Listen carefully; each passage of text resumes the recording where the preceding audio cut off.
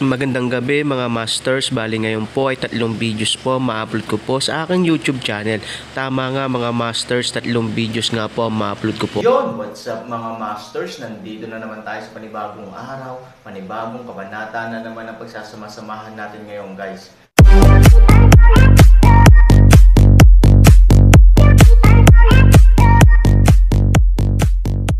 Bali mga masters, kung bago ka pa lang po sa aking YouTube channel, please click the subscribe button, lalong-lalo na po yung notification bell guys, para maging connected pa rin tayo sa isa't isa at maging updated kayo sa mga susunod ko pang video. Bali mga masters, bago natin umpisahan ng kwento ay mag-shoutout po muna tayo para sa mga solid nating tagapakinig. Sobra akong nagpapasalamat sa inyo mga Sec Masters at aking mga Emperor. Maraming salamat sa solid na pagsuporta nyo. Yun na nga mga masters, no? Bali hindi na ito patagalin. In 3, 2, 1, let's go! Mga masters, baka pwedeng hindi tayo mag-skip ng ads. Salamat mga masters. Ang bagong yugto ni Daryl sa Storytelling Channel sa YouTube mapapakinggan. Ang bagong kabanata. Ngayon si Lily ay nakaharap sa mga tulisan na pinamumunuan ni Dado. Sa pagpaslang ni Lily sa 2 tulisan na lumusab sa kanyang harap. Sila Dado at ang ibang mga tulisan ay labis ang pagkagulat. At si Dado ay napasabi. Ano? Ang babae na ito ay hindi basta-basta. Ang kanyang kakayahan sa pakikipaglaban ay napakahusay. Binibini kong hindi ako nagkakamali. Isa kang cultivator na nagtataglay ng spiritual na lakas. Tama ba ako? Sabi ni Dado. Nang marinig ito ni Lily. Wala siyang pakialam sa mga sinasabi ni Dado. At ito ay nagsalita. Kayong lahat dito ay mamamatay. Winasak niyo ang aking sekta at pumatay ng napakadaming tao. Ngayon magbabayad kayo. Sigaw ni Lily. At si Dado ay biglang napangisi sa sinabi ni Lily. Minamaliit mo ba kami? Magandang binibini. Kahit na isa kang cultivator. Hindi kami natatakat sa iyo. Kayong lahat, magsi-atres kayo. Sa akin ang babae na ito. At magandang binibini sa tingin mo ba bibigyan kita ng awa? Tumungo ka sa amin mag-isa. At ang aming kakayahan ay masyado mong minamaliit. Sa totoo lang napahanga mo ako dahil sa pagpaslang mo sa 2 kong kasamahan sa isang iglap lamang. Ngunit ngayon, ibahin mo ako sa 2 na iyan. Lumusab ka para malaman mo ang aking sinasabi. Sabi ni Dado. Nang marinig ito ni Lily. Siya ay agad-agad na tumakbo palusab kay Dado. At ang pag-atake ni Lily ay sobrang bilis. Ang espada ni Lily ay inihampas niya kay Dado. At sa isang iglap, si Dado ay naglabas din ng kanyang sandata. Isang maikli na espada. Ito. At sa isang iglap si Dado ay sinalag ang espada ni Lily. Ang 2 espada ay tumama sa isa't isa. At si Dado ay nagsalita. Yan lang ba ang kaya mong gawin? Sabi ni Dado. At si Lily ay muling umatras. At si Lily ay napabulong. Ang tulisan na ito ay may kahusayan sa pakikipaglaban. Hindi tulad ng mga tulisan na aking nakalaban sa lugar na sakop ng Westrington. Hindi dapat ako maging kampante sa isa na ito.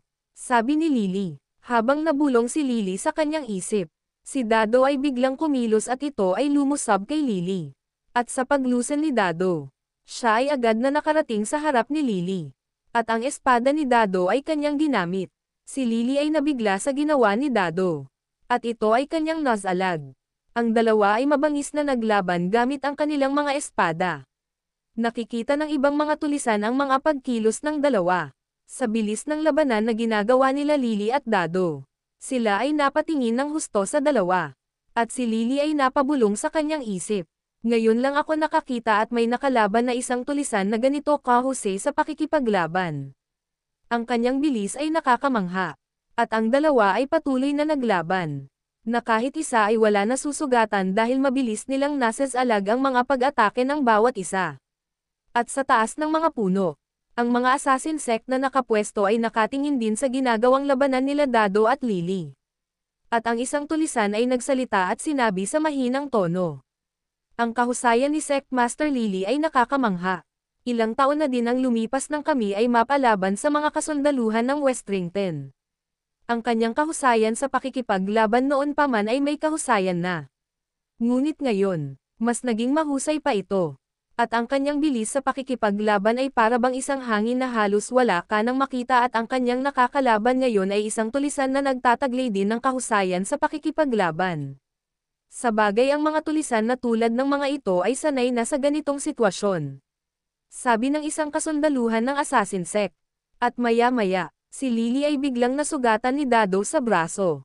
Sa pag-atake na ginawa ni Dado, si Lily ay medyo nahiwa sa kanyang braso. At si Lily at tumalon pa atras kay Dado. At si Dado ay napatigil sa pag-atake at ito ay nagsalita. Ang isang magandang binibini na katulad mo ay nakakapagbigay pansin at paghanga sa akin.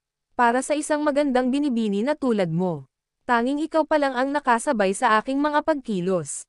Ngunit paumanhin dahil hindi pa sapat ang iyong kakayahan para matalo mo ako at magawa mo ang iyong mga pagbabanta sa amin grupo. Ngayon palang binibini ay sumuko ka na. Dahil sa pinakita mong kahusayan, ikaw ay bibigyan ko ng respeto. At hahayaan na kitang umalis sa lugar na ito. Ang isang katulad mo ay masasayang lamang ang kakayahan kung ikaw ay aking papazlangin. Sabi ni Dado, at kung gusto mo ikaw ay sumama sa aming pangkat, mas magiging mahusay ka pa sa aking tulong. At nakakaawa na ang ganito gawain. Dahil sa iyo. Naisip ko ngayon na gumawa ng isang kaharian na aking papamunuan at mangangibabaw sa lahat ng kaharian na mayroon sa mundo ng mga tao. Sabi ni Dado sa seryosong tano. Nang marinig ito ng mga tulisan ang sinabi ni Dado sila ay nagulat. Ano ang pinagsasabi ni Dado? Masyadong imposible ang kanyang nais mangyari. Wala siyang kakayahan at lakas para gumawa ng isang kaharian na tulad ng mga kaharian na mayroon sa ating mundo. At bakit niya sinabi na inyong mundo ng mga tao? Siya ay isang tao din. Mukhang nawawala sa katinoan si Dado ngayon. Sabi ng mga kasamahan niyang tulisan. At si Lily ay nakahawak sa kanyang braso na nahiwa ni Dado. Ang dugo mula sa sugat sa braso ni Lily ay natulo. Nakikita ng mga kasundaluhan ng assassin sect ang sugat ni Lily sa kanyang braso. Ngunit ang mga ito ay walang pagkilos na ginagawa para tulungan si Lily. Dahil alam nila ang pag-uugali ni Lily at tunay na kakayahan nito. Dahil ngayon si Lily ay hindi pa talaga naglalabas ng kanyang spiritual na lakas. Tanging talento pa lang niya sa paggamit ng espada ang kanyang pinapakita. At maya-maya si Lily ay ngumiti at sinabi. At si Lily ay tumawa.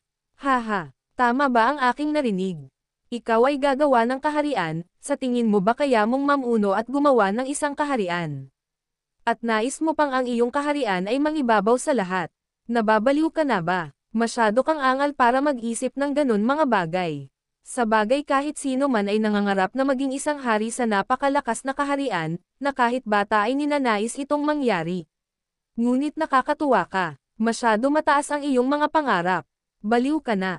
Kailanman hindi matutupad ang iyong pangarap dahil ngayon palang ikaw at iyong mga kasamahan ay mamamatay na sa lugar na ito.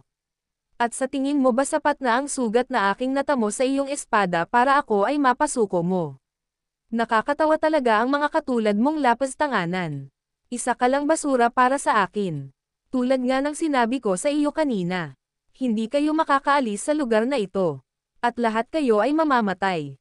Sabi ni Lily. At si Lily ay naglabas na nakakatakot na spiritual sa kanyang katawan. Ang aura ni Lily ay biglang nag-iba. Ang spiritual na lakas ni Lily ay unti-unting tumataas. At nararamdaman ito ni Dado. Sa pagpapakita ni Lily ng kanyang tunay na katayuan. Si Dado ay labis na nagulat. Si Dado ay nakaramdam ng takot sa oras na ito. At si Dado ay napabulong. Sabi ko na, ang babae na ito ay hindi talaga basta-bastang babae. Ito ay may kahusayan sa pakikipaglaban at ang kanyang spiritual na lakas ay sobra-sobra. Mukhang kailangan ko na din gamitin ang aking spiritual na lakas. At si Dado ay nagsalita. Kinararangal ko na may makalaban ako na isang babae na tulad mo. Ang iyong spiritual na lakas ay sobrang nakakamangha talaga. Ngunit sinasabi ko sa iyo, hindi kami basta-basta tulisan lamang. At si Dado ay naglabas din ng spiritual na lakas. Ang kanyang spiritual ay lagpas sa middle. Ang tinataglay nitong spiritual ay nasa tuktok na nakatumbas ng spiritual ni Lily ngayon. Ngunit hindi pa ito talaga ang tunay na spiritual na lakas na tinataglay ni Dado. Dahil sa ginagawa nilang pagsalakay sa iba't ibang mga lugar na sakop ng iba't ibang sekta.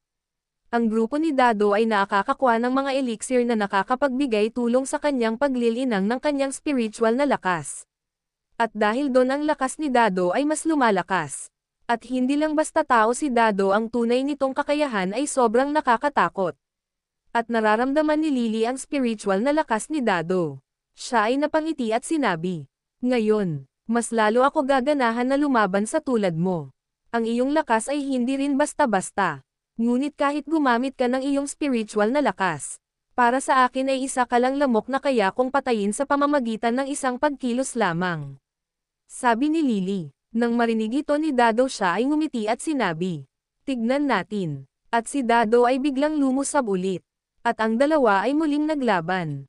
Ang dalawa ay labis ang pakikipagpalitan ng mga atake na kanilang ginawa na kahit isa ay walang lumalamang. Ang kahusayan ng dalawa sa pakikipaglaban at ang spiritual na lakas ni Lily at ni Dado ay magkatumbas lamang ngayon. Si Dado ay masayang nakikipaglaban kay Lily, labis na namamangha si Dado sa mga oras na ito. At si Dado ay napabulong. Ang babae na tulad nito ay karapat-dapat na aking maging katulong sa pagbuo ng isang napakalakas na kaharian. Sa tulong niya magagawa ko ng matagumpay ang aking pinaplano. At dahil sa babae na ito bumalik ang dati kong sigla sa pakikipaglaban, at dahil sa kanyang kaya muling pumasok sa isip ko na gumawa ng isang kaharian at mamumuno sa libo-libong kasundaluhan. Sabi ni Dado sa kanyang isip. Yun na nga mga masters, no? Bali panibagong kabanata na naman yung natapos natin ngayong gabi. Muli, maraming salamat po talaga sa walang sawang suporta po sa aking YouTube channel na talagang inaabangan nyo po ang bawat upload ko po. Bali mga masters, magkita-kita ulit po tayo bukas ng gabi, at ngayon po ay magpapaalam po muna tayo.